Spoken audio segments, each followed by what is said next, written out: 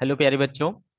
तो हम लोग क्लास नाइन्थ का एक्चुअल स्टार्टिंग जो है अब करने वाले हैं और चैप्टर का नेम है मोशन। ठीक है, मोशन आपका पहला चैप्टर है जो एनसीईआरटी के हिसाब से है। ओके ठीक है, तो चलिए स्टार्ट करते हैं मोशन। फर्स्ट ऑफ ऑल हम ये समझने की कोशिश करेंगे कि मोशन होता क्या है। चलिए, तो मान लो भाई कि एक बुजुर्ग व्यक्ति यहां पर खड़ा है। ठीक है, ओल्ड मैन, ओल्ड मैन यहां पे खड़ा है और ये जो है एक बच्चे को, एक छोटे बच्चे को देख रहे हैं। ये ओल्ड मैन इस छोटे बच्चे को देख रहे हैं कि ये क्या कर रहा है। तो वो देखते हैं कि भाई पहले जो है ये इसके 5 मीटर की दूरी पे था, फिर ये थोड़ा और आगे बढ़ गया। ठीक है, फिर और थोड़ा आगे बढ़ गया और ये बढ़ते जा रहा है। 5 मीटर और आगे बढ़ गया, फिर 5 मीटर और आगे बढ़ गया, फिर और 5 मीटर आगे बढ़ गया। तो इस ओल्ड मैन को क्या लगेगा कि ये जो है लड़का, बॉय है ना, वो कंटिन्यूअसली क्या कर रहा है, अपना पोजीशन चेंज कर रहा है। इससे इसका पोजीशन पहले कितने पे था, 5 मीटर पे। जब ये यहाँ आ जाएगा तो इसका पोजीशन कितना हो गया, 10 मीटर हो गया। जब ये यहाँ आ गया तो इसका पोजीशन क्या हो गया, 15 मीटर हो गया। जब ये यहाँ आ गया तो इसका पोजीशन क्या हो गया, 20 मीटर हो गया। तो आप क्या देख रहे हो बेटा, लगातार जो है ना इस बॉडी की, इस बॉय की पोजीशन क्या हो रही है, चेंज हो रही है। ठीक है, तो जब ऐसा होता है कि देखने वाले को कोई दूसरी चीज है ना ऐसा नजर आता है कि वो लगातार अपने पोजीशन को चेंज कर रहा है, तो हम कहते हैं कि वो बॉडी मोशन में है। ठीक है, तो व्हाट इज मोशन। तो मोशन को हम अगर डिफाइन करना चाहते हैं तो if a body is continuously changing, continuously changing its position, its position with respect to, with respect to some reference, reference, then the body is said to be in motion। तब हम कहेंगे कि body क्या है, motion में है। ठीक है बेटा, दूसरा चीज, अगर ऐसा नहीं हुआ, ठीक है, अगर ऐसा नहीं हुआ, ये लड़का जो है लगातार यहीं पे बैठा हुआ है। ठीक है, यहीं पे बैठा हुआ है, तो इसके बीच की जो गैप है वो हमेशा क्या रहने वाली है, 5 मीटर ही रहने वाली है। ना ओल्ड व्यक्ति चल रहा है ना ये बॉय चल रहा है, दोनों के बीच में जो पोजीशन है वो कोई चेंज नहीं हो रहा है। ठीक है, ऐसे सिचुएशन में हम क्या कहेंगे कि बॉय जो है वो रेस्ट में है। तो इसका जस्ट अपोजिट कर लो, कि अगर बॉडी अपना पोजीशन चेंज नहीं कर रहा है, if a body is not changing, not changing its position with respect to, with respect to some reference, reference, then body is in rest. तब हम क्या कहेंगे, बॉडी किस में है, रेस्ट में है। तो ये दो बातें आपको अच्छे से समझ में आ गई बेटा कि मोशन क्या है और रेस्ट क्या है। अगर पोजीशन कंटिन्यूअसली चेंज हो रहा है तो मोशन में है, और अगर कंटिन्यूअसली चेंज नहीं कर रहा है तो वो क्या है, रेस्ट में है। लेकिन फर्स्ट ऑफ ऑल ये आपको समझना जरूरी कि ये डिसाइड कौन करेगा कि कोई चीज मोशन में है या नहीं है, कोई चीज रेस्ट में है या नहीं है। तो उसके लिए कोई ऑब्जर्वर चाहिए, कोई रेफरेंस चाहिए। देखो मैं बार बार क्या कर रहा हूं, एक वर्ड यूज कर रहा हूं, क्या चीज, रेफरेंस, है ना। कोई रेफरेंस होना जरूरी है ना, जिसके रिस्पेक्ट में आप देख सकते हो कि बॉडी मोशन कर रहा है या रेस्ट में है। ठीक है, तो तीसरा जो टर्म है हमको सीखना चाहिए वो है रेफरेंस। ठीक है, तो रेफरेंस वो चीज है जिसके रिस्पेक्ट में हम मोशन को ऑब्जर्व करते हैं। ठीक है, वो कोई प्लेस हो सकता है, ऑब्जेक्ट हो सकता है, कुछ भी हो सकता है। तो प्लेस और ऑब्जेक्ट, दी दी प्लेस और object with respect to which with respect to which motion is studied is called reference, is called reference। इसको और बेहतर ढंग से समझना है तो ऐसे समझ सकते हो बेटा, जैसे कि मान लो आपसे कोई आपका एड्रेस पूछता है, तो हमेशा आप कोई ना कोई एक क्या बोलते हैं फेमस चीज लगाते हो वहां पर, है ना, कि भाई हमारा जो घर है वो रेलवे स्टेशन के पास में है, रेलवे स्टेशन के पीछे है, रेलवे स्टेशन के सामने है, पोस्ट ऑफिस के पीछे है, फलाने हॉस्पिटल के पीछे है, ऐसा, है ना, इस तरीके से हम बोलते हैं। तो जब मैं ये बोलता हूं कि मेरा घर बस स्टैंड के बाजू में है, तो इसका मतलब ये तो नहीं है हमारा क्या मैं आपको बस स्टैंड बुलाना चाहता हूं, नहीं, मेरा मतलब ये है कि आप उसका रेफरेंस लो बस स्टैंड का, क्योंकि बस स्टैंड ज्यादा फेमस चीज है, ठीक है, तो उसका रेफरेंस लेकर के आप मेरे घर तक आसानी से पहुंच सकते हो। तो रेफरेंस का मतलब यही होता है कि उसके रिस्पेक्ट में आपको देख सकते हो, कि मैंने बोला बस स्टैंड के पीछे, तो भाई बस स्टैंड आना है और उसके पीछे चले जाना है ना, तो ये एक रेफरेंस लिया आपने। लाइक वाइज आपको मोशन या रेस्ट पता करने के लिए आपको एक रेफरेंस की जरूरत पड़ती है, एक ऑब्जर्वर की जरूरत पड़ती है, ठीक है।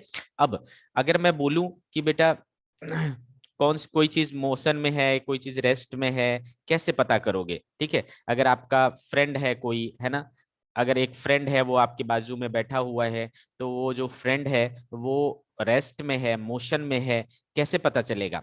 तो फर्स्ट ऑफ ऑल आपको समझ लेना है, एक नोट लिख देता हूं मैं, कि कोई चीज मोशन में है या रेस्ट में है, ये जो है एक रिलेटिव टर्म है।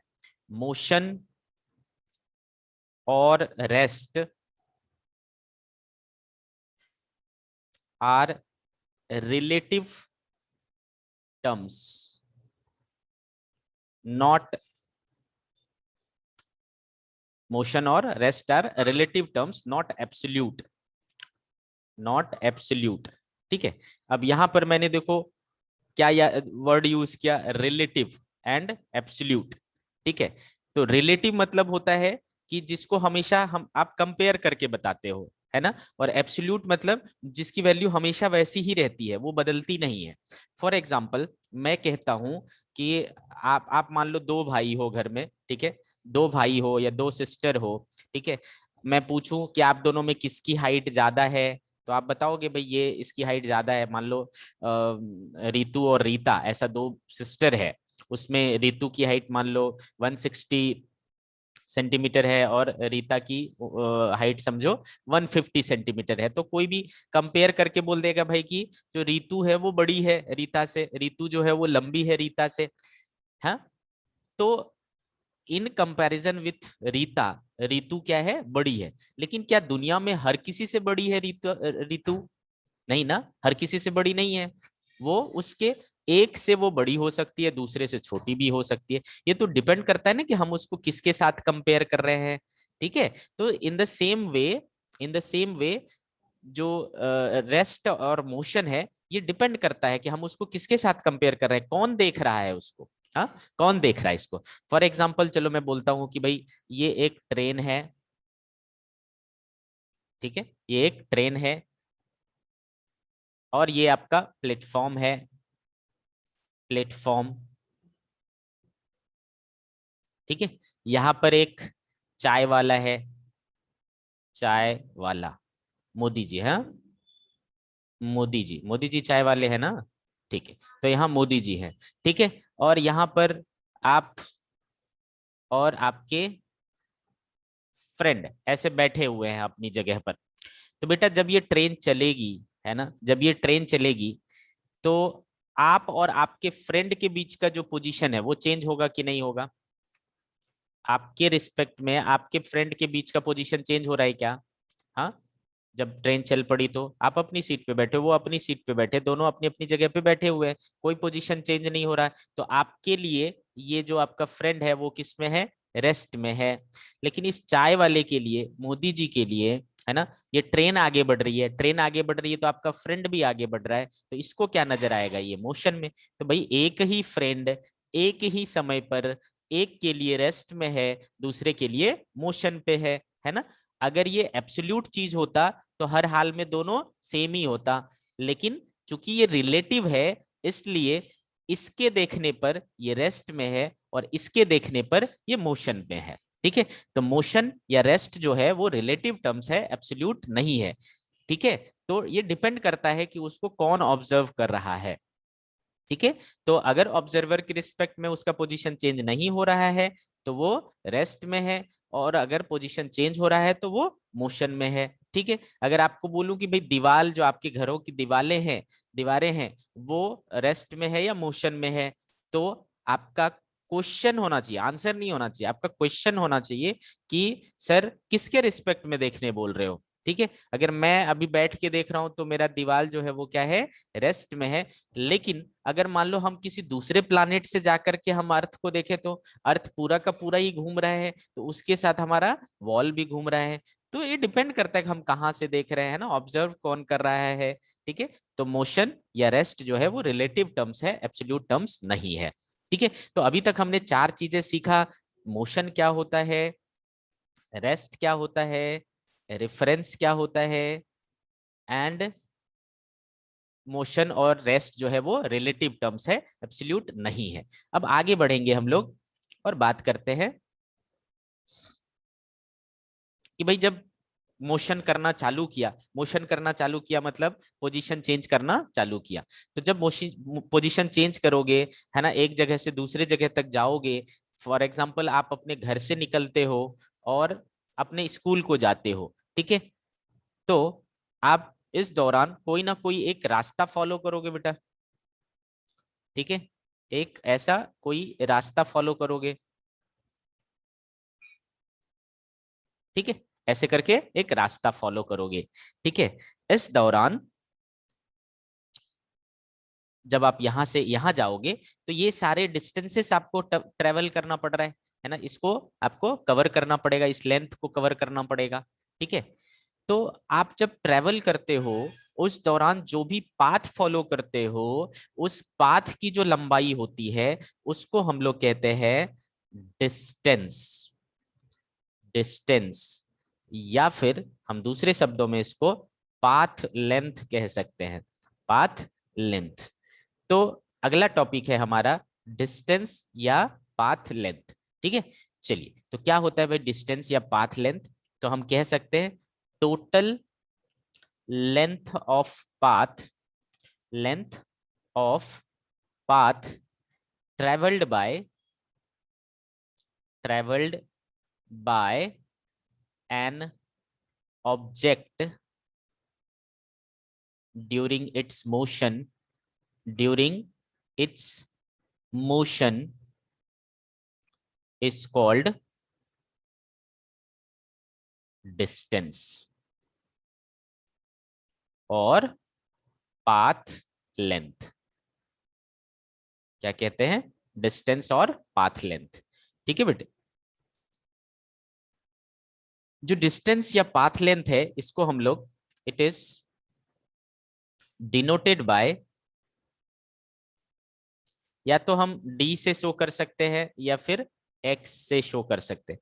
कोई जरूरी नहीं कि इसी से करें, आपका जो मन करे उससे कर सकते हैं, लेकिन जनरली अपन क्या करते हैं, डी या एक्स से शो करते हैं। ठीक है, ये जो है बेटा scalar quantity, it is a scalar quantity, है ना। आप सभी को याद हो गया होगा स्केलर क्वांटिटी क्या होता है। तो भाई स्केलर क्वांटिटी वो होता है जिसके पास सिर्फ मैग्नीट्यूड होता है।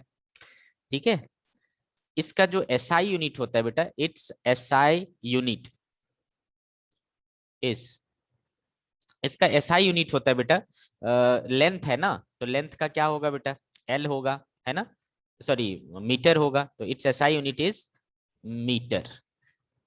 मीटर को कैसे शो करते बेटा, स्मॉल एम से। ठीक है, और इसका dimensional formula, it's dimensional formula is, अब देखो डायमेंशनल फॉर्मूला क्या होता है, डायमेंशनल फॉर्मूला, डायमेंशनल फॉर्मूला। देखो आगे हम जितनी भी क्वांटिटीज पढ़ेंगे ना, मैं सब में ये चार चीजें आपको लिखाऊंगा, ठीक है, सब में, कि भाई इसको काहे से डिनोट करते हैं, ठीक है, ये कैसी टाइप की क्वांटिटी है, उसका यूनिट क्या होगा, और उसका डायमेंशनल फॉर्मूला क्या होगा। तो जैसा कि मैंने बोला कि क्वांटिटी जो है दो है ना, एक फंडामेंटल, ओके बेटा,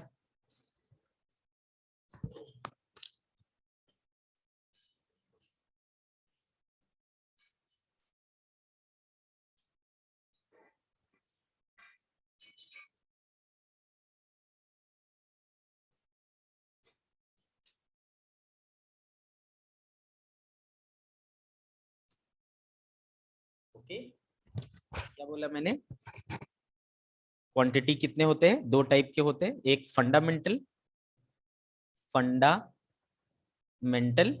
और दूसरा आप डिराइव्ड करते हो, है ना, डिराइव्ड, ठीक है। तो याद करो कितने फंडामेंटल पढ़े थे बेटा, लेंथ, एसआई में, है ना, लेंथ, मास, टाइम, टेम्परेचर, इस तरीके से हमने 7 क्वांटिटी पढ़े थे। तो लेंथ को जो है ना, ठीक है, लेंथ को हमेशा ऐसा बड़ा लिखने से अच्छा है हम इसको शॉर्ट में कैपिटल एल लिखें, मास को हम क्या करें, कैपिटल एम से शो करें, और टाइम को हम क्या करें, कैपिटल टी से शो करें, ठीक है, ऐसा कर देते हैं, ओके। तो जो भी क्वांटिटीज होगी हम क्या कर सकते हैं, उसमें जो भी क्वांटिटीज आती है, लेंथ, मास, टाइम, टेम्परेचर, जो भी चीजें आती है उसको ऐसे शॉर्ट से दिखाएंगे, ठीक है। तो इससे क्या हो जाता है, डायमेंशनल फॉर्मूला बन जाता है। जैसे कि एग्जांपल के तौर पे मैं बोलता हूँ स्पीड, स्पीड क्या होता है बेटा, डिस्टेंस अपॉन टाइम। अब डिस्टेंस क्या है, डिस्टेंस यानी लेंथ, डिस्टेंस यानी लेंथ, और टाइम, तो बेटा लेंथ क्या है, लेंथ को शॉर्ट में कैसे लिखेंगे, एल से, और टाइम को शॉर्ट में कैसे लिखेंगे, टी से। तो ये क्या हो गया, एल टी, टी ऊपर जाएगा तो क्या हो जाएगा बेटा, -1, ठीक है। तो इसका डायमेंशनल फॉर्मूला क्या हो गया, एल टी -1, है ना। कभी कभी इसको ऐसे भी लिख देगा, m0 एल टी -1, इसका मतलब क्या हुआ, m नहीं है, m पर 0 है, m नहीं है, तो या तो एल टी -1 या m0 एल टी -1 ऐसा लिख सकते हो। तो in the same way dimensional formula length, distance का क्या हो जाएगा, तो जैसा कि मैंने बोला डिस्टेंस यानी क्या, लेंथ, है ना, ये देखो फॉर्मूला क्या है, टोटल लेंथ ऑफ पाथ, तो लेंथ ही तो है, तो लेंथ को किससे दिखाते, एल से, तो इसका भी डायमेंशनल फॉर्मूला क्या हो जाएगा बेटा, एल, या तो ऐसे लिखे, या फिर हम एम नहीं है 0, एल है, और क्या नहीं है, टी नहीं है, तो m0 एल टी 0, ये और ये क्या हुआ, सेम चीज हुआ, लिखने का अलग अलग तरीका हुआ, ठीक है। तो हर एक क्वांटिटी का हम डायमेंशनल फॉर्मूला और ये चार चीजें अपन अक्सर पढ़ा करेंगे। तो डिस्टेंस समझ में आ गया बेटा, डिस्टेंस बेसिकली क्या है, आप जैसे जैसे रास्ते से गुजर रहे हो, जिस जिस भी किसी रास्ते से गुजर रहे हो, उन रास्ते की लंबाई को आपको क्या करते चले जाना है, ऐड करते चले जाना है, ठीक है, आपको टोटल पाथ लेंथ मिल जाएगा, डिस्टेंस मिल जाएगा, ठीक है। चलिए, तो हम एक दो एग्जांपल्स लेकर के समझेंगे कि डिस्टेंस कैसे कैलकुलेट करना है, हाउ टू फाइंड डिस्टेंस, ठीक है, हाउ टू फाइंड डिस्टेंस।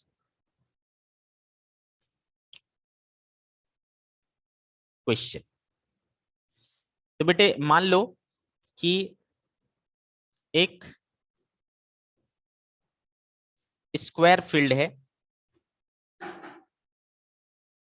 जिसकी साइड लेंथ कितनी है, 10 मीटर है। आपको बोला जाता है कि यहां से आप चलना शुरू किए, ठीक है, यहां गए, फिर यहां गए, ए से चले थे, बी से चले थे, सी को पहुंचे, ठीक है। अब आपसे पूछता है कि ए से जब आप सी को गए तो कितना डिस्टेंस ट्रेवल किए, डिस्टेंस फ्रॉम ए टू सी। तो बेटा आपको क्या करना है, आप जैसे जैसे गए हो उन सारे लेंथ को ऐड करते चलना है। ये चूंकि स्क्वायर है तो बेटा ये भी क्या होगा, 10 मीटर होगा, तो पहले आपको कितना चलना पड़ा होगा, 10 मीटर चलना पड़ा होगा ए टू बी, फिर आपको 10 मीटर चलना पड़ा बी टू सी, तो टोटल कितना हो गया बेटा, 20 मीटर, ठीक है। तो डिस्टेंस कैसे फाउंड करना है, फाइंड करना है, सारे डिस्टेंस सारे लेंथ्स को मेजर कर देना।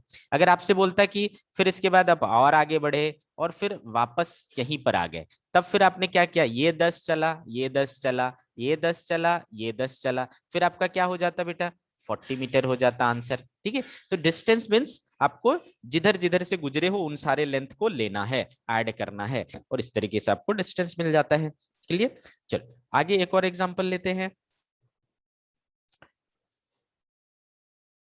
क्वेश्चन, मान लो आपको बोलता है बेटा an athlete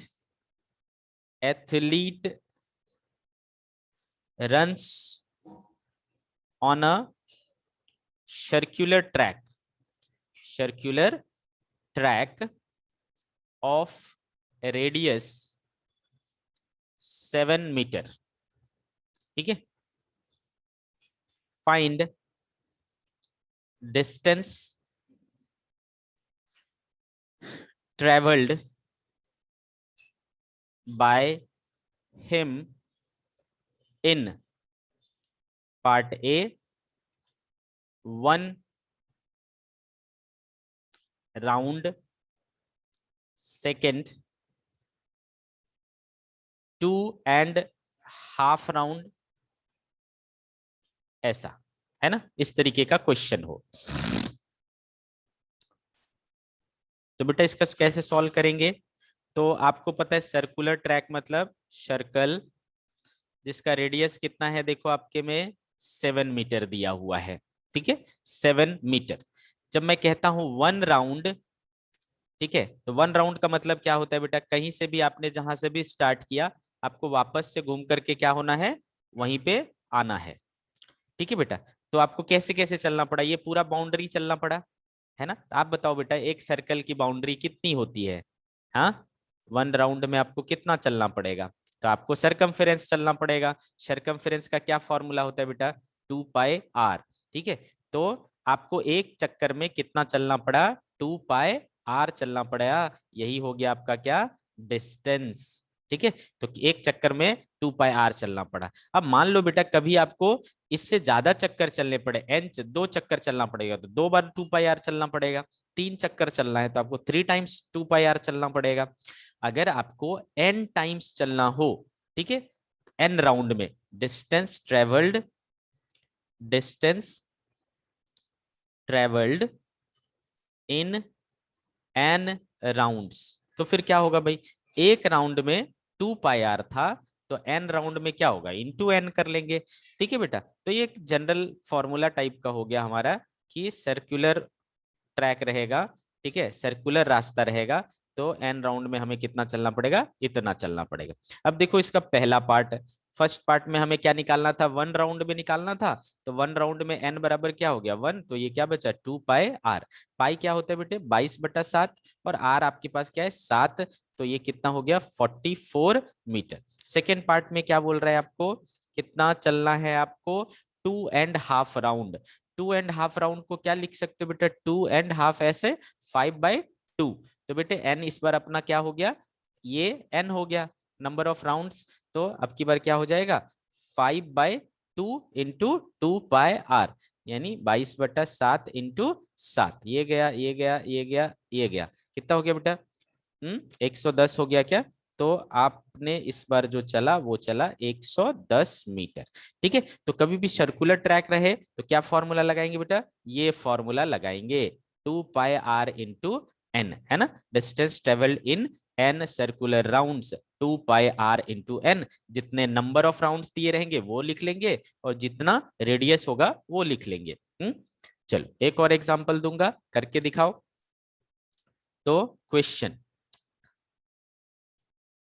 if an athlete travels 1.5 round of a circular track of radius 14 meter, then find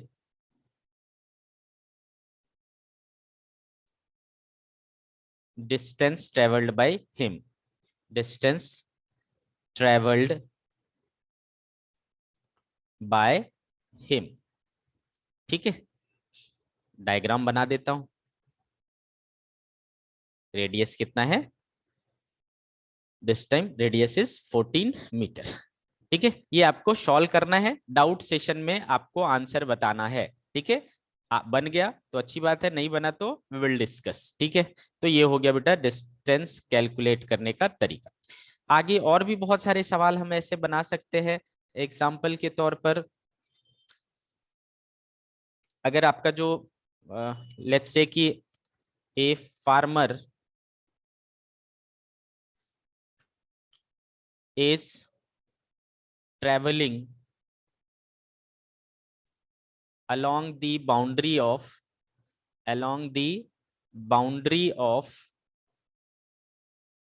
his square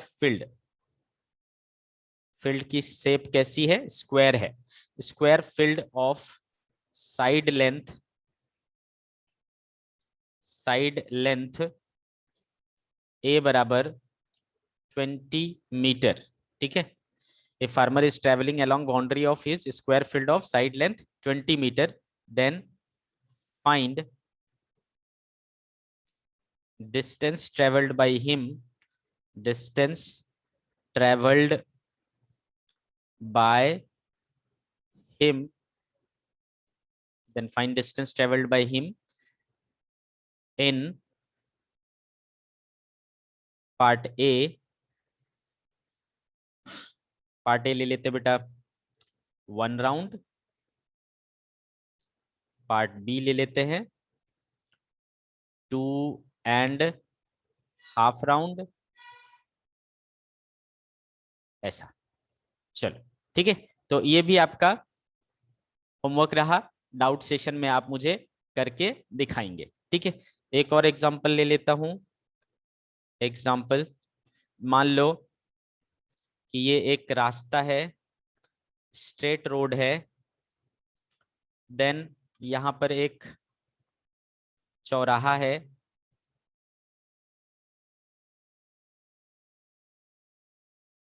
Golambar type का होता है ना रोड पे, है ना, इस तरीके का है। मान लो ये डिस्टेंस 100 मीटर है, ये डिस्टेंस भी 100 मीटर है, और इसका रेडियस 7 मीटर है। ठीक है, इसका रेडियस 7 मीटर है। कोई बंदा ए से जब बी को जाएगा, ठीक है, ए से बी को जाएगा तो कैसे जाएगा बेटा, सोचो। या तो ऐसे जाके ऐसे जाके ऐसे जाएगा, या फिर ऐसे जाके ऐसे जाके ऐसे जाएगा। ठीक है, तो कितना डिस्टेंस चलना पड़ेगा, है ना, आपको क्या फाइंड करना है, डिस्टेंस कितना चलना पड़ेगा। ठीक है, तो ये हो गया बेटा डिस्टेंस फाइंड करने का तरीका। ओके, तो अच्छे से समझ में आ गया बेटा कि डिस्टेंस क्या चीज है, डिस्टेंस का यूनिट क्या है, डिस्टेंस को कैसे कैलकुलेट किया जाता है। ठीक है, चलिए आगे बढ़ते हैं। अब देखो बेटा, डिस्टेंस तो हमें समझ में आ गया कि ये क्या है, स्केलर क्वांटिटी है। स्केलर क्वांटिटी है यानी आपको क्या दिया रहेगा, सिर्फ मैग्नीट्यूड दिया रहेगा। जैसे मैं कहता हूं कि 25 किलो, मेरा घर 25 किलोमीटर दूर है, मेरा घर क्या है 25 किलोमीटर दूर है, तो ये क्या है, डिस्टेंस है, दिस इज डिस्टेंस। ठीक है, लेकिन अगर मैं इसके साथ डायरेक्शन भी बताऊं कि मेरा घर 25 किलोमीटर यहाँ से नॉर्थ ईस्ट नॉर्थ वेस्ट ऐसा है, तो आपको क्या एग्जैक्ट आइडिया मिलेगा कि मेरा घर कहाँ है। ठीक है, इसमें आपको मैग्नीट्यूड भी है, डायरेक्शन भी है। तो जब मैग्नीट्यूड के साथ डायरेक्शन आ जाता है तो एक नई क्वांटिटी बनती है, हम कहते हैं उसको डिस्प्लेसमेंट, है ना। इस बार आप क्या हो रहे हो, एक नॉन डायरेक्शन में आप चल रहे हो, तो this is displacement. So next quantity is displacement. चलो समझते हैं कि डिस्प्लेसमेंट क्या होता है, बहुत ही अच्छी चीज है। चलो डिस्प्लेसमेंट, तो लेट्स से कि बेटा ये आपका घर है और ये आपका स्कूल है। तो आपके घर से स्कूल जाने के, है ना, हो सकता है कई सारे रास्ते हो सकता है कि नहीं, हो सकता है, जरूर हो सकता है, कई सारे रास्ते हो सकते हैं। एक मान लो सीधा सीधा रास्ता है ना, ये रास्ता नंबर 1 है। एक रास्ता थोड़ा घुमा फिरा के है, ठीक है, इस तरीके का है रास्ता नंबर 2। और तीसरा रास्ता तो बहुत ही ज्यादा घुमा घुमा के है, ठीक है, ऐसे मस्त ऐसे घुमा घुमा के है। ये तीसरा रास्ता है, ठीक है, घर से स्कूल जाने की। अब देखो क्या होता है, जब आपको जाने की बहुत जल्दी होती है ना, जब आपको बहुत जल्दबाजी में जाना होता है तो आप क्या करते हो, शॉर्टेस्ट पाथ को लेते हो। सबसे तीनों रास्ते में सबसे छोटा कौन सा दिख रहा है, ये वाला, तो आप कौन सा रास्ता फॉलो करोगे, ऐसा वाला। कभी थोड़ा सा आपको वॉक करने का मन हो रहा है तो आप थोड़ा लंबा रास्ता ले लोगे, ये वाला रास्ता ले लोगे। कभी आप किसी फ्रेंड के साथ जा रहे हो, है ना, किसी फ्रेंड के साथ जा रहे हो, मजा आ रहा है, तो आप सबसे लंबा रास्ता लेकर के भी जा सकते हो, है ना, आ रही बात समझ में। तो अगर आप इस रास्ते से जाओगे, है ना, इस रास्ते से जाओगे, तो इस रास्ते की लंबाई चलनी पड़ेगी आपको, है ना, इस रास्ते की लंबाई चलनी पड़ेगी। अगर आप इस रास्ते से जाते हो तो आपको इस रास्ते की जो भी लंबाई होगी वो ट्रेवल करनी पड़ेगी, और अगर इस रास्ते से चलोगे तो इस रास्ते की जो भी लंबाई है वो चलनी पड़ेगी। मतलब यहां मुझे अलग डिस्टेंस ट्रेवल करना पड़ेगा, यहां मुझे अलग डिस्टेंस ट्रेवल करना पड़ेगा, और यहां मुझे अलग डिस्टेंस ट्रेवल करना पड़ेगा। मतलब मैं कौन सा रास्ता चूज करता हूं, मैं कौन सा पाथ फॉलो करता हूं, इस पर डिपेंड करता है कि मेरा डिस्टेंस क्या होगा। लेकिन अगर अब आपसे कोई पूछे कि बेटा आपको जाना था घर से स्कूल, है ना, कहाँ जाना था, घर से स्कूल जाना था, तो क्या करोगे आप कि सबसे कम दूरी तय करते हुए आप स्कूल पहुंच जाओ। तो उसके लिए आप क्या करोगे बेटा, देखो किसी भी दो पॉइंट के बीच में, किसी भी दो पॉइंट के बीच में जो शॉर्टेस्ट लेंथ पॉसिबल होता है वो होता है स्ट्रेट लाइन, ठीक है, स्ट्रेट लाइन जो होता है वो शॉर्टेस्ट डिस्टेंस होता है। तो इस घर से इस स्कूल के बीच का जो शॉर्टेस्ट डिस्टेंस होगा वो क्या होगा बेटा, ये वाला होगा, ये स्ट्रेट लाइन। आ रही बात समझ में। तो ये 1, ये 2 और ये 3, तीनों रास्ते में से मेरे लिए सबसे छोटा रास्ता क्या है, 1 है। सबसे छोटा रास्ता क्या है, 1 है, क्योंकि वो स्ट्रेट लाइन डिस्टेंस है, ठीक है। तो बेटे आप चाहे इधर से गए, इधर से गए, इधर से गए, मैं अगर यहां से जाता हूं तो भी मेरा शॉर्टेस्ट लेंथ यही है। मैं अगर इधर से जाता हूं और मुझसे पूछा जाता है शॉर्टेस्ट डिस्टेंस क्या है, तो शॉर्टेस्ट डिस्टेंस तो यही है बाबा, है ना। मैं इधर से जाता हूं और मुझसे पूछा जाता है शॉर्टेस्ट डिस्टेंस क्या है, तो शॉर्टेस्ट डिस्टेंस तो यहीं पे है। तो देखो रास्ता भले अलग अलग है, रास्ते के अलग अलग होने से आपका डिस्टेंस अलग अलग हो जा रहा है, लेकिन एक चीज का आंसर नहीं बदल रहा है, और वो है कि शॉर्टेस्ट लेंथ, ठीक है। शॉर्टेस्ट लेंथ सिर्फ किस पे डिपेंड कर रहा है, देखो एक आपका जो जहां से आप चले थे और जहां पे आप गए थे, जब तक ये नहीं बदलेगा ये शॉर्टेस्ट लेंथ नहीं बदलेगा। तो डिस्प्लेसमेंट जो है वो क्वांटिटी है जो कहता है कि क्या शॉर्टेस्ट डिस्टेंस है between initial position and final position, ठीक है। तो what is displacement, the shortest distance between initial position initial position and final position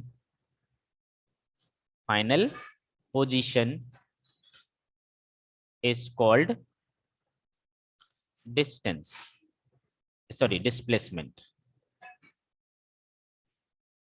ठीक है। क्या कहते हैं इसको, डिस्प्लेसमेंट कहते हैं, shortest distance between initial position and final position, ठीक है। आ रही बात समझ में। तो ये हमने देखा कि डिस्प्लेसमेंट क्या होता है। तो बेटे कभी भी आपको डिस्प्लेसमेंट निकालना हो तो आपको क्या करना है, जहां से आप चलना शुरू किए थे, जहां को आप चलना खत्म कर रहे हैं, दोनों पॉइंट को एक स्ट्रेट लाइन से जोड़ देनी है, और उस स्ट्रेट लाइन का डिस्टेंस, उस स्ट्रेट लाइन का लेंथ देख लेना है, वही आपका क्या है, डिस्प्लेसमेंट है। वेल ठीक है। तो कुछ बातें डिस्प्लेसमेंट के बारे में, सबसे पहली बात बेटा, ये एक वेक्टर क्वांटिटी होती है, it is a vector quantity. Vector quantity क्या मतलब हुआ इसका, इसके पास यूनिट मैग्नीट्यूड भी है, डायरेक्शन में भी है ना। It has magnitude and direction both, direction both, ठीक है, ये हो गया। दूसरी चीज देखो, अगर कोई वेक्टर क्वांटिटी होती है ना, तो उसको दिखाने का एक अलग तरीका होता है, उसको रिप्रेजेंट करने का एक अलग तरीका होता है। तो इसको अलग तरीके से हम क्या करते हैं, रिप्रेजेंट करते हैं। It is denoted by distance, या डिस्टेंस था तो वो सिर्फ स्केलर था, तो उसको हमने डी या एक्स से शो किया था। लेकिन ये वेक्टर है, तो वेक्टर को हम एरो लगा देते हैं इसके ऊपर, ठीक है। कभी भी ऐसा लगा रहे तो आपको समझ जाना है वो क्या है, वेक्टर क्वांटिटी। वेक्टर क्वांटिटी को रिप्रेजेंट करने के लिए उसके ऊपर एरो लगाया जाता है, तो it is denoted by vector D और वेक्टर एक्स। बेटा बट आफ्टर ऑल ये है तो डिस्टेंस ही ना, शॉर्टेस्ट डिस्टेंस है लेकिन डिस्टेंस ही है ना, तो ये भी क्या होगा बेटा, एसआई यूनिट इसका, it's SI unit is meter, it's SI unit is meter, ठीक है, क्या होगा, मीटर ही होगा। फिर इसका dimensional formula, it's dimensional formula is, again बेटा है तो ये लेंथ ही ना, शॉर्टेस्ट लेंथ, बट लेंथ ही है ना, लेंथ को हम कैसे शो करेंगे, एल से, तो इसका डायमेंशनल फॉर्मूला क्या होगा, एल, या फिर हम क्या लिख सकते हैं, m0 l t0, हाँ ऐसा लिख सकते हैं। क्लियर, तो ये हो गया आपको वेक्टर क्वांटिटी के बारे में, मतलब डिस्प्लेसमेंट के बारे में। अब सवाल उठता है कि हम डिस्प्लेसमेंट को निकालें कैसे, ठीक है, हाउ टू फाइंड डिस्प्लेसमेंट, ठीक है। जैसे डिस्टेंस निकाला था, है ना, उसी तरीके से डिस्प्लेसमेंट कैसे निकालेंगे, हाउ टू फाइंड डिस्प्लेसमेंट, ठीक है, हाउ टू फाइंड डिस्प्लेसमेंट। तो देखो बेटा, एग्जाम्पल के थ्रू समझेंगे।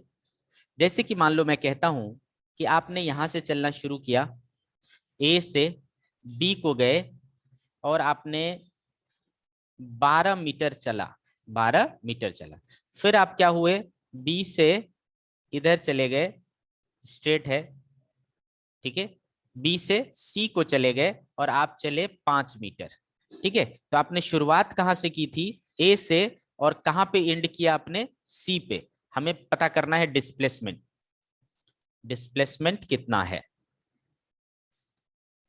ठीक है। तो बेटे डिस्प्लेसमेंट निकालने के लिए जैसा कि मैंने आपको बोला कि आपको ये देखना है कहां से शुरुआत की, तो ये हो गया आपका इनिशियल पोजीशन, इनिशियल पोजीशन, और कहां पे आपने एंड किया बेटा, यहां पे, तो ये आपका क्या हो गया, फाइनल पोजीशन। फिर मैंने क्या बोला आपको कि इनिशियल पोजीशन और फाइनल पोजीशन को आपको क्या करना है, एक स्ट्रेट लाइन से जोड़ देनी है ना, आपने जोड़ दिया। अब इसका जो लेंथ है ना, यही आपका क्या है, डिस्प्लेसमेंट है। तो आपको इसका लेंथ निकालना है बेटा। तो अब वो अलग अलग सिचुएशन में आपको अलग अलग तरीका लगाना पड़ सकता है। जैसे कि इस सिचुएशन में हमें अच्छे से समझ में आ रहा है कि भाई ये 90 डिग्री है, ये 12 मीटर है, ये 5 मीटर है, और ये इसके हाइपोटेनियस है, पाइथागोरस यूज करेंगे और आराम से आ जाएगा, है ना। तो 12 का स्क्वायर प्लस 5 का स्क्वायर, तो यहां पर आपका डिस्प्लेसमेंट निकल करके आ रहा है बेटा, स्क्वायर रूट 144 प्लस 25 कितना हो जाएगा बेटा, 169, तो कितना होता है, 13 मीटर। तो देखो यहां पर आपका डिस्प्लेसमेंट कितना निकल करके आ रहा है, 13 मीटर। वेल, अब इसी क्वेश्चन में अगर हमसे डिस्टेंस पूछा होता तो क्या होता, ठीक है। तो डिस्टेंस क्या होता बेटा, यहां पे डिस्टेंस, डिस्टेंस भी पूछा होता, तो डिस्टेंस के लिए आपको क्या करना था, सीधा सीधा, है ना, आप पहले 12 मीटर चले फिर 5 मीटर चले, तो पहले 12 चले फिर 5 चले, भाई टोटल हमने 17 मीटर चला। तो देखो डिस्टेंस अलग है, डिस्प्लेसमेंट अलग है, डिस्प्लेसमेंट 13 मीटर है और डिस्टेंस 17 मीटर है। आ रही बात समझ में। तो डिस्टेंस मतलब जैसे जैसे आप गए हो वो सारी लेंथ, और डिस्प्लेसमेंट मतलब सीधा डिस्टेंस, स्ट्रेट लाइन डिस्टेंस, किसके किसके बीच में, इनिशियल पोजीशन और फाइनल पोजीशन के बीच में। ठीक है, तो अच्छे से समझ में आ रहा है बेटा कि डिस्प्लेसमेंट कैसे फाइंड करना है। इसके कुछ और एग्जांपल्स करेंगे, है ना। एग्जांपल, मान लो आपको बोला जाता है कि ये एक सर्कुलर ट्रैक है जिसका रेडियस कितना है, 10 मीटर है। ठीक है, जिसका रेडियस क्या है, 10 मीटर है। अगर मान लो आप यहां से चल करके, ए से चल करके यहां तक आ गए, बी तक, ऐसे आप गए। ठीक है, ए से बी तक चले गए, 90 मीटर, 90 डिग्री एंगल बना रहा है ना। तो ऑब्वियसली ये भी क्या है बेटा, रेडियस ही है, तो ये भी क्या होगा, 10 मीटर ही होगा। अब अगर आपसे बोलते हैं कि ए से बी में आपने कितना डिस्प्लेसमेंट किया, डिस्प्लेसमेंट, तो क्या बोलोगे बेटा, डिस्प्लेसमेंट कितना किया। तो मैंने अभी आपको बताया कि आप देखो कि पहले चले कहां से थे, यहां से, और कहां पे हो अभी, यहाँ पे, तो ये इनिशियल हुआ और ये फाइनल हुआ। आपको क्या करना है बेटा, इसको स्ट्रेट लाइन से जोड़ना है। तो यही तो है आपका डिस्प्लेसमेंट। तो क्या बेटा, ये 90 डिग्री है, ये 10 है, ये 10 है, तो यहाँ पर आप पाइथागोरस लगा सकते हो कि नहीं। तो क्या हो जाएगा, स्क्वायर रूट 10 का स्क्वायर प्लस 10 का स्क्वायर, तो क्या हो गया बेटा, 2 टाइम्स 10 का स्क्वायर, 10 क्या आ गया बाहर, अंदर क्या बच गया, √2। तो कितना हो गया डिस्प्लेसमेंट बेटा, 10√2 मीटर। ठीक है, कितना डिस्प्लेसमेंट हो गया, 10√2 मीटर हो गया। आगे बात समझ में, इस तरीके से आप कर सकते हो। अनदर एग्जांपल ले सकते हैं हम। मान लो मैंने बोला कि भाई ये एक स्क्वायर फील्ड है, इस स्क्वायर फील्ड में ये ए है, ये बी है, ये सी है, 10 मीटर इसका साइड लेंथ है। कोई ए से सी को जाता है, ठीक है, ए से सी को जाता है, तो डिस्प्लेसमेंट निकालना है, डिस्प्लेसमेंट फ्रॉम ए टू सी। ठीक है, ये चीज निकालना है। तो बेटा मैंने बार बार बोला है, आप ये देखो कहां से शुरू किया और कहां पे हो, तो ये इनिशियल और ये फाइनल, इसको आपको जोड़ना है। ठीक है बेटा, तो ये लगा निकालना है। आपको पता है ये एंगल 90 डिग्री होता है स्क्वायर के केस में, ये 10 है, ये 10 है, अगेन आप पाइथागोरस लगाओगे और ये आ जाएगा 10√2। यहाँ से भी आपने क्या किया, डिस्प्लेसमेंट निकाल लिया, है ना बेटे, क्या किया आपने, डिस्प्लेसमेंट निकाल लिया। ठीक है, तो आराम से आप क्या कर सकते हो, डिस्प्लेसमेंट निकाल सकते हो। इसकी और एक वैरायटी होती है बेटा क्वेश्चन का, जैसे कि बोलेगा कि डायरेक्शन वाले क्वेश्चंस, इसमें क्या कहेगा कि like Ram travels 3 meter towards east, then 4 meter towards north,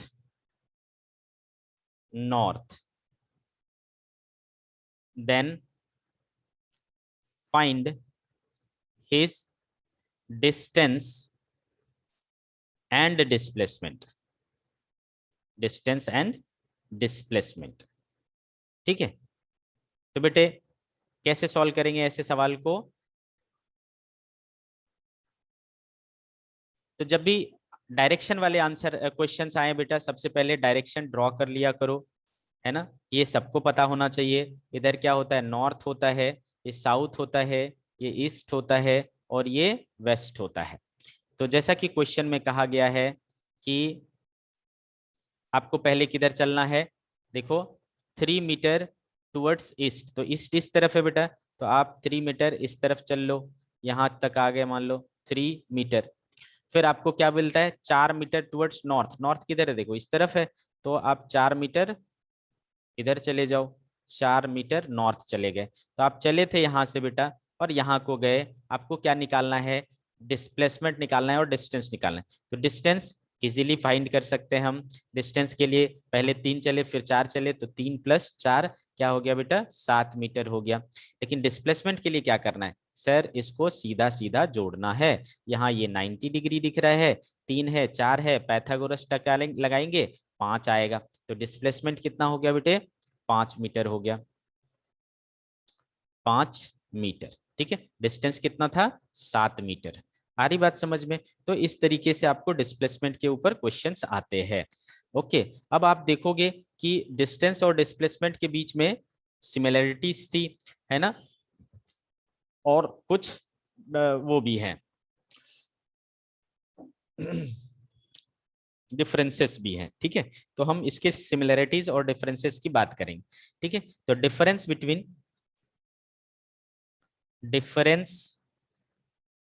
between distance and displacement, distance and displacement.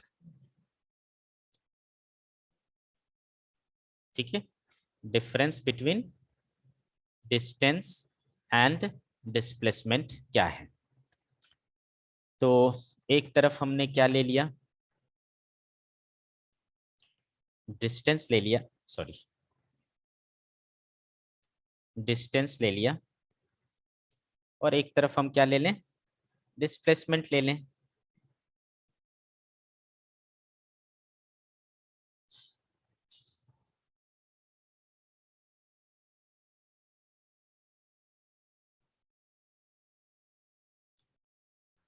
Partition कर लिया हमने।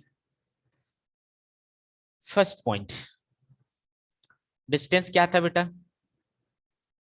डिस्टेंस क्या था, total length of path, total length of path distance कहलाता है। और ये क्या चीज था, shortest shortest length of path, length of path क्या होता है, डिस्प्लेसमेंट होता है।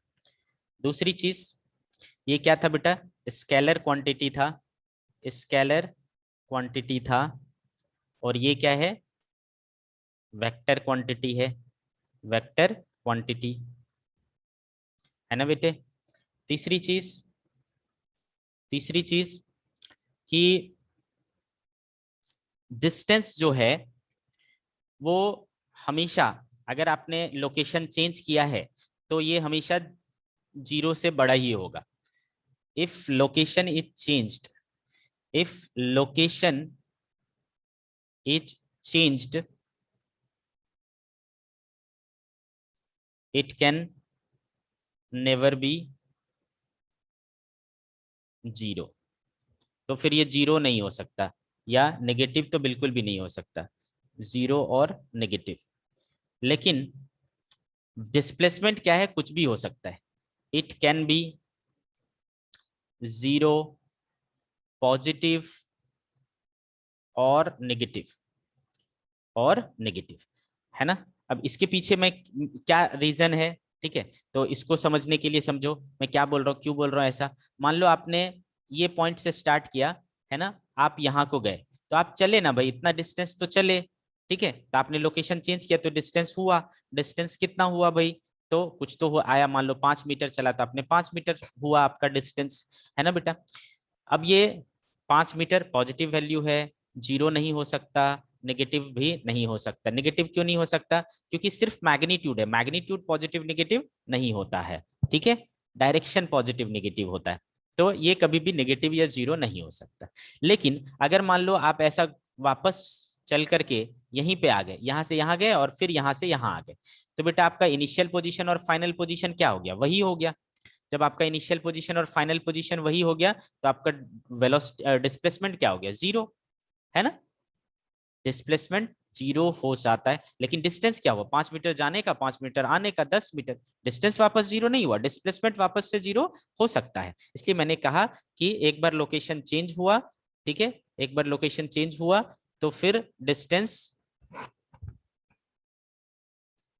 जो है वो दोबारा 0 नहीं हो सकता, और नेगेटिव तो कभी भी नहीं हो सकता, ठीक है। लेकिन डिस्प्लेसमेंट क्या हो सकता है, देखो आपको 0 भी आया, सिर्फ इधर चला था तो बेटा 5 मीटर पॉजिटिव, इस डायरेक्शन को, डायरेक्शन हमारे ऊपर है, हमने किधर डायरेक्शन लिया, इस डायरेक्शन को लिया तो पॉजिटिव आएगा। अगर इधर चले जाता निगेटिव डायरेक्शन में तो ये माइनस में हो जाता। तो इसलिए ये पॉजिटिव भी हो सकता है, 0 भी हो सकता है, निगेटिव भी हो सकता है, कुछ भी हो सकता है, ठीक है। तीसरा पॉइंट आपको समझ में आया। फोर्थ, जैसा कि आप देखो क्वेश्चन, ये क्या है, डेफिनेशन क्या है, ये क्या है, टोटल लेंथ ऑफ पाथ, और ये क्या है, shortest length of path. Shortest length of path, तो ये ऑलरेडी क्या है, शॉर्टेस्ट है। ऑलरेडी क्या है, शॉर्टेस्ट है। जैसे हमने पीछे एग्जांपल लिया था होम और स्कूल का, होम और स्कूल का। तो आपने क्या देखा बेटा, एक छोटा वाला पाथ था, एक घुमा फिरा के वाला पाथ था, और एक बहुत ही ज्यादा घुमा के फिरा के पाथ था। तो बेटा अगर मैंने ये वाला रास्ता फॉलो किया तो मेरा रास्ता भी वही है और शॉर्टेस्ट लेंथ भी वही है ना। तो इस सिचुएशन में क्या हो जाएगा, मेरा डिस्टेंस और डिस्प्लेसमेंट दोनों सेम हो जाएगा। लेकिन इस वाले रास्ते में मेरा डिस्टेंस क्या है, काफी ज्यादा है, और डिस्टेंस मेरा डिस्प्लेसमेंट क्या है, मेरा काफी कम है। इसमें भी जाएंगे तो मेरा डिस्टेंस ज्यादा है लेकिन डिस्प्लेसमेंट कम है। तो क्या देख रहे हो बेटा, हर सिचुएशन में या तो डिस्टेंस बड़ा होगा, इसमें इसमें क्या था, डिस्टेंस बड़ा था, और इस वाले में क्या है, डिस्टेंस बराबर है डिस्प्लेसमेंट के, है ना। क्यों भाई, क्यों, क्योंकि डिस्प्लेसमेंट का डेफिनेशन ही यही है, सबसे शॉर्टेस्ट लेंथ होता है, तो डिस्टेंस कभी भी इससे छोटा नहीं हो सकता। तो डिस्टेंस जो है वो हमेशा क्या होता है बेटा, इज ऑलवेज ग्रेटर देन और इक्वल टू डिस्प्लेसमेंट। ठीक है, इसको मैथमेटिकल टर्म्स में बोलो तो डिस्टेंस जो होता है ना, ग्रेटर का सिंबल ऐसा होता है बेटा, इक्वल टू का ऐसा, तो distance is greater than equal to displacement. ठीक है, ऐसा लिख लोगे। इसी तरीके से इस वाले में फोर्थ पॉइंट क्या हो जाएगा, डिस्प्लेसमेंट क्या है, ऑलवेज छोटा है। Displacement is always smaller than और इक्वल टू डिस्टेंस। इसका उल्टा कर दिया हमने, है ना। तो क्या हो जाएगा, डिस्प्लेसमेंट को देखेंगे तो डिस्प्लेसमेंट हमेशा छोटा होगा या बराबर होगा डिस्टेंस के। ठीक है, तो ये कुछ डिफरेंसेस होते हैं बेटा डिस्टेंस और डिस्प्लेसमेंट के बीच में, है ना। डिस्प्लेसमेंट जीरो हो सकता है, कभी जीरो हो सकता है, जब घूम फिर के उसी जगह पर आ गया, लेकिन डिस्टेंस वापस से जीरो नहीं होगा। ठीक है बेटा, आ रही बात समझ में। देखो, आप अगर कोई गाड़ी वगैरह चलाते हो, है ना, स्कूटी कार, तो उसमें एक मीटर लगी होती है। ठीक है, जो आपने कितना डिस्टेंस चला, आज कितना ट्रेवल किया, या अब तक आपकी गाड़ी कितनी चल चुकी है, ये बताता है। ठीक है, तो वो कहलाता है बेटा ओडोमीटर। तो ओडोमीटर क्या है, क्या बताता है, अगर आपसे पूछे कि ओडोमीटर क्या बताता है, डिस्टेंस बताता है कि डिस्प्लेसमेंट बताता है, तो ध्यान रखना बेटा ये डिस्टेंस बताता है। ठीक है, क्या बताता है, डिस्टेंस बताता है, ओडोमीटर डिस्टेंस बताता है। ठीक है, तो चलो बेटा हमने आज सीखा डिस्टेंस और डिस्प्लेसमेंट के बारे में। ठीक है, तो आज की सभा हम लोग यही समाप्त करते हैं।